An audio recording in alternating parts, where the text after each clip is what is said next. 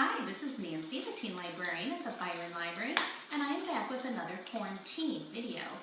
This time I am showing you a recipe from the book Will It Waffle, which is found in our teen nonfiction area, but also is on Hoopla. The recipe is going to be crispy waffled bacon and eggs, and there will be some slight modifications that I make because any good recipe can be adapted. So I already have the bacon going, which I had to cut in half because you don't want long pieces because my waffle maker is relatively small, you didn't want it to be going out from beyond the borders. And then you are going to want 2 eggs and cheese, and I have a little bit of milk because I think that makes my scrambled eggs, and really it's going to end up being an omelet because of the waffle maker.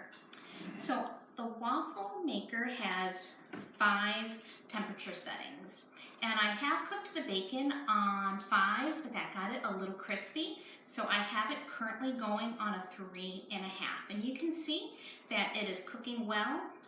The top and the bottom are cooking it thoroughly. So while it is finishing cooking, I'm going to go ahead and I am going to start our eggs. So I'm going to get 2 eggs. Any more than that would make the eggs too big, and it will just ooze out from over the edges. I'm going to go ahead and I'm going to add just a little bit of milk. I'd say it's about a tablespoon worth. I'm going to go ahead and whisk those eggs up with that milk. And let me check on our bacon. Well, it looks completely done. Because I started it before the video even started, I'd say that it took about 3 minutes total for the bacon to get completely crispy. When I started the bacon, I did not need to oil it because the bacon naturally has the grease from it. So now my waffle maker has bacon grease in it, because normally when you cook on a waffle iron, especially waffles or really any other kind of food item, you need to spray it so that way items do not stick. But in our case, because I started with bacon, and it automatically made some grease. And that will make our omelet taste even better. So I'm going to finish whisking those 2 eggs with a tablespoon of milk, and then I'm going to go ahead and I am going to evenly spread it out.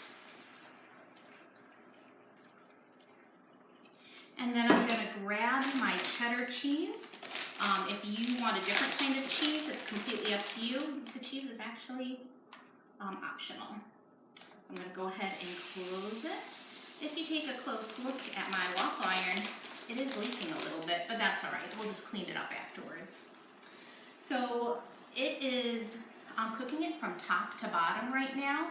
So the scrambled eggs is becoming an omelet. So I am going to turn the temperature down just a little bit. It had been on 3.5 for the bacon, and I've turned it down to about 2.5 to 3 for the omelet, because we certainly do not want to burn it. So I'm going to go ahead and lift it, and I'm using my spatula, but you can kind of see how well it's cooking up. It obviously looks like a waffle. So it's going to take another minute or so for it to cook. And during the time that it's cooking, you can be tidying up. I've got my paper towels at the ready because any good cook cleans up as they are preparing their food. So because my eggs went over just a little bit on the other side, I'm going to go ahead and clean that while I'm waiting for it to cook. So I'm going to go ahead and peek. Ooh, it looks so good. And if you could smell through a video, you'd love it. So it looks like it is completely ready. So I'm going to go ahead, turn it off, and I'm going to unplug the waffle machine.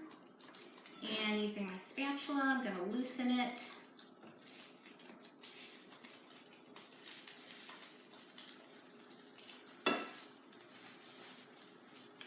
and slide it onto the plate.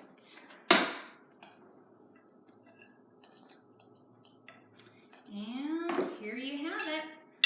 Delicious waffled eggs and bacon. And while this isn't a Thanksgiving meal, this is something that you hopefully will have time to prepare during this holiday season. Enjoy.